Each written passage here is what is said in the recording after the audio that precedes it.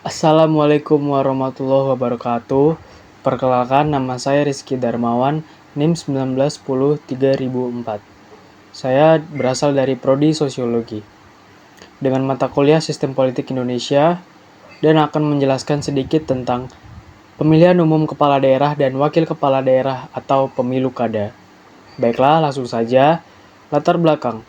Pemilu kada sebagai mekanisme pemilihan kepala daerah dan wakil kepala daerah secara langsung oleh rakyat di daerah telah dijalankan sejak berlakunya Undang-Undang Nomor 32 Tahun 2004 tentang Pemerintahan Daerah. Pasal 24 ayat 5 menyatakan kepala daerah dan wakil kepala daerah sebagaimana dimaksudkan pada ayat 2 dan ayat 3 dipilih dalam satu pasangan secara langsung oleh rakyat di daerah yang bersangkutan. Dan pasal 56 ayat 1 menyatakan kepala daerah dan wakil kepala daerah dipilih dalam satu pasangan calon yang dilaksanakan secara demokratis berdasarkan asas langsung, umum, bebas, rahasia, jujur, dan adil. Sementara itu, pemilu kada langsung serentak dijalankan semenjak berlakunya Undang-Undang Nomor 8 Tahun 2015, Undang-Undang Nomor 10 Tahun 2016 Pasal 3 Ayat 1 Undang-Undang Nomor 8 Tahun 2015 yang menyatakan pemilihan dilaksanakan setiap 5 tahun sekali secara serentak di seluruh wilayah negara Kesatuan Republik Indonesia. Pasal 201 Ayat 1 sampai dengan Ayat 7 Undang-Undang Nomor 8 Tahun 2015 yang kemudian diamandemenkan dengan Pasal 201 Ayat 1 sampai dengan Ayat 8 Undang-Undang 2015 mengatur tentang pemilu kada langsung serentak dan 2015 sampai 2017, 2018, 2020 dan pemilu kada serentak nasional tahun 2024 nanti. Pemilu kada. Muhammad Lukman Edy, Ketua Pansus RUU Pemilu untuk Pemilu Serentak 2019, berpendapat frasa dipilih secara demokratis, dimaknai dan dilaksanakan secara langsung melalui pemilu. Dalam hal ini, pemilu juga dimaknai untuk pengisian jabatan kepala daerah dan wakil kepala daerah dalam konteks tersebut.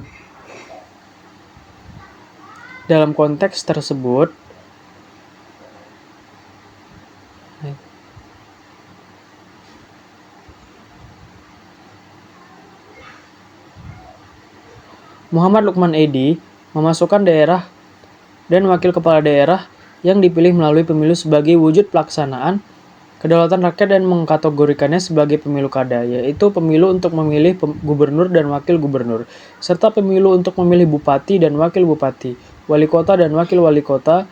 Dalam konteks pendapat Muhammad Lukman Edy, maka pemilihan kepala daerah dan wakil kepala daerah yaitu gubernur dan wakil gubernur, serta bupati dan wakil bupati dikategorikan sebagai pemilu. Tafsir terhadap pemilu tersebut sebagaimana dinormakan di dalam pasal 18 ayat 4 UUD NRI 1945. Dikonstruksi secara filosofis antara pokok dan pikiran, penjabaran pada hakikatnya saling berhubungan, dan logis sistematis antara satu pasal dengan pasal lain pada hakikatnya saling berhubungan sebagai manifestasi dan penjabaran dari dua hal pokok, sebagaimana ditunjukkan pada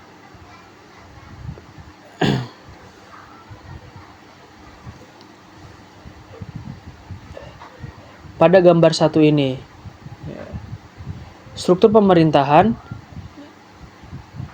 yaitu pemerintah pusat yang terdiri dari DPR, DPD, Presiden dan Wakil Presiden, dan pemilu serentak dari pemilu nasional yang terdiri dari DPR, DPD, Presiden, dan Wakil Presiden.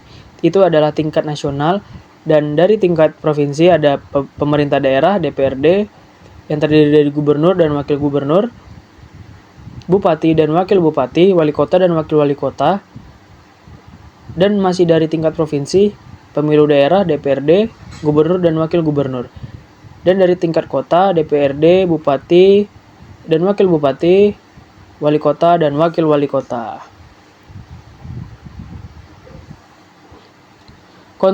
Konstruksi konstitusionalitas pemilu kada langsung secara serentak nasional. Dalam paham kedaulatan rakyat atau demokrasi, pemilihan kekuasaan tertinggi sesungguhnya adalah rakyat. Kekuasaan itu harus disadari berasal dari rakyat, oleh rakyat, dan untuk rakyat. Bahkan kekuasaan hendaklah diselenggarakan bersama-sama dengan rakyat. Pelaksanaan kedaulatan rakyat disalurkan dan diselenggarakan menurut prosedur konstitusional yang ditetapkan dalam konstitusi atau konstitusional demokrasi.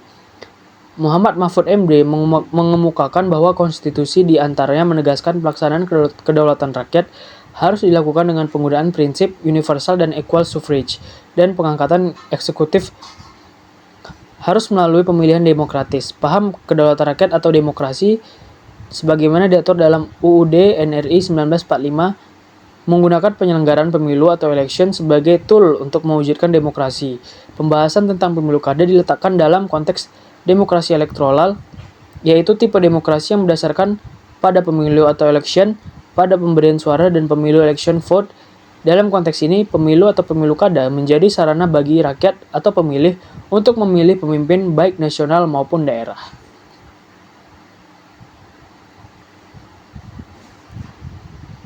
B. Konstruksi desain pemilu kada langsung serentak nasional.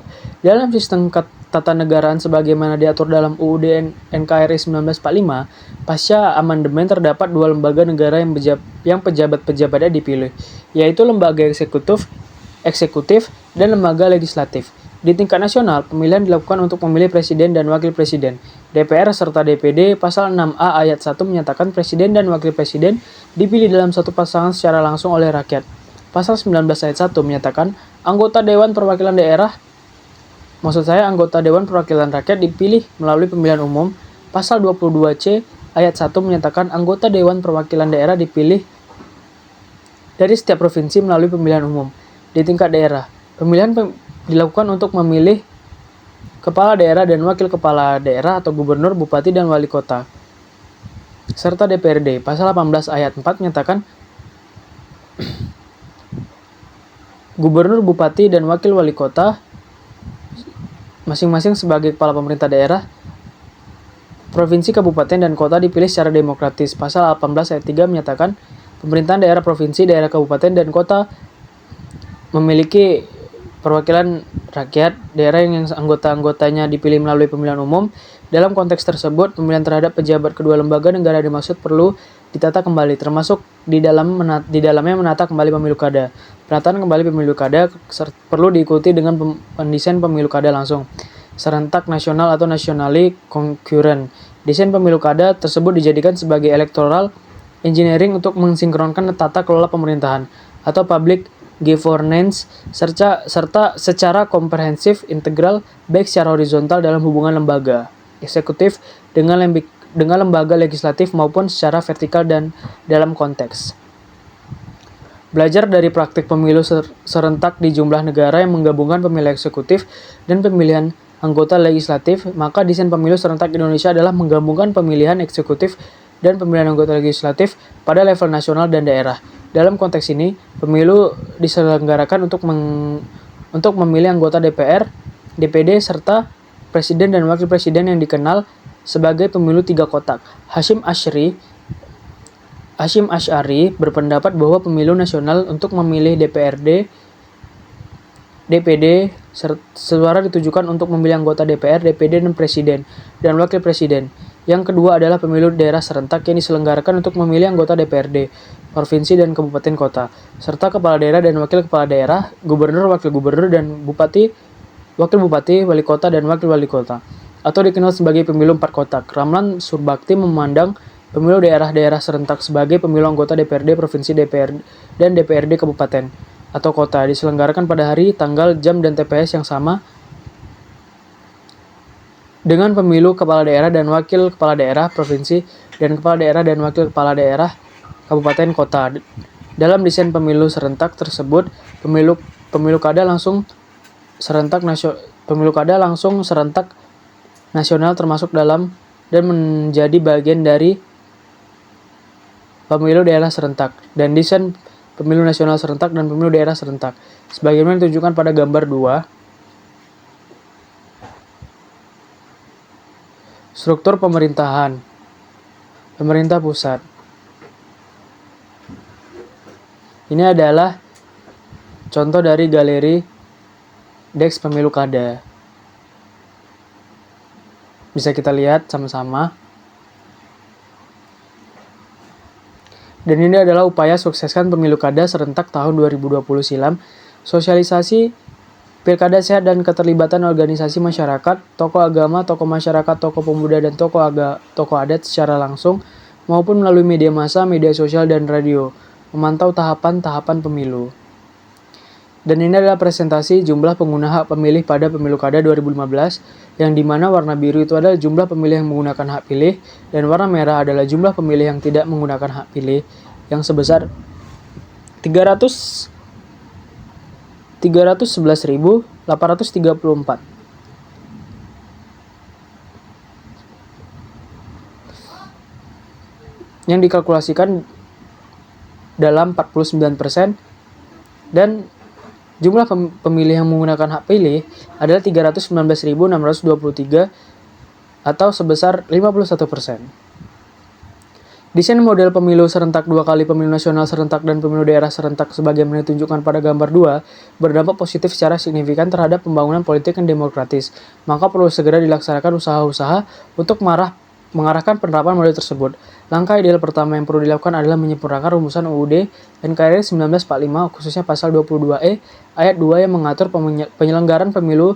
Rumusan pasal baru ini menegaskan pemilu diselenggarakan 2 kali dalam 5 tahun, yaitu pemilu nasional dan memilih anggota DPR dan DPD serta presiden dan wakil presiden, dan pemilu daerah untuk memilih anggota DPRD provinsi dan DPRD kabupaten atau kota, serta gubernur dan wakil gubernur, bupati dan wakil bupati, wali kota dan wakil wali kota. Akan tetapi bisa ditempuh langkah yang kedua, bahkan pengubahan konstitusi bukan sesuatu yang mendesak, sebab mendesain pemilu dari pemilu legislatif berurutan dengan pemilu presiden lalu pemilu daerah yang berdasarkan menjadi pemilu nasional dan pemilu daerah dapat dilakukan melalui Undang-Undang 29 Pembuatan Undang-Undang Pemilu Serentak yang mendesain pemilu nasional serentak dan pemilu daerah serentak berdasarkan pada tafsir konstitusi yang mengaitkan pasal 18 ayat 4 UUD NRI 1945 dengan pasal 22E ayat 2 dan pasal 4 ayat 1 hubungan pasal 18 ayat 4 dengan pasal 22E ayat 2 adalah bahwa pemilu kada dalam pasal 18 ayat 4 secara implisit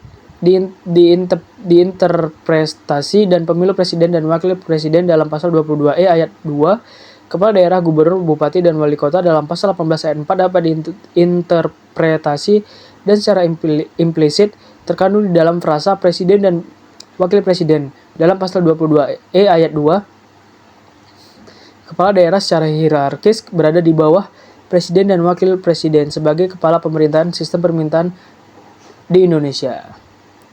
Dalam konteks tersebut, langkah ideal yang perlu dilakukan dalam mendesain ulang pemilu yang berserakan dalam kerangka pemilu nasional dan pemilu daerah, dan kemudian mensinkronisasikan dan memodifikasikan undang-undang untuk mengatur desain pemilu nasional dan pemilu daerah secara serentak. 30 pemilu nasional serentak yang dipilih dan kemudian diikuti oleh pemilu daerah serentak dapat menjadi model yang paling ideal dan paling mungkin dilaksanakan di Indonesia untuk waktu ke depan.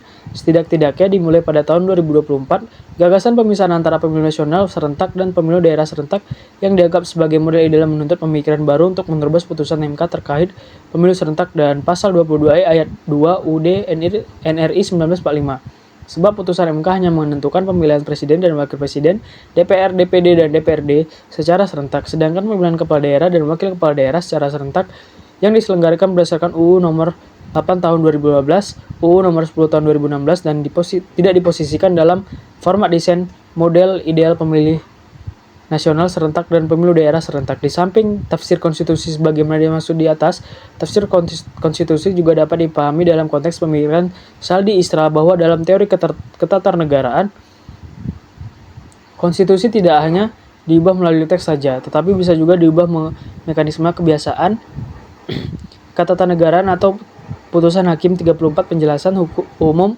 UUD NRI 1945 menyatakan di sampingnya Undang-Undang Dasar itu berlaku juga hukum dasar yang tidak tertulis, ialah aturan-aturan dasar yang timbul dan terpelihara dalam praktik penyelenggaraan negara meskipun tidak tertulis, atau putusan MK yang memberi tafsir baru atas pasal 22 ayat 2 UUD NRI 1945 menetapkan pemisahan pemilu nasional dan pemilu daerah secara serentak, yaitu pemilu nasional yang tidak memilih presiden, DPR, dan DPD, sedangkan pemilu daerah untuk memilih kepala daerah.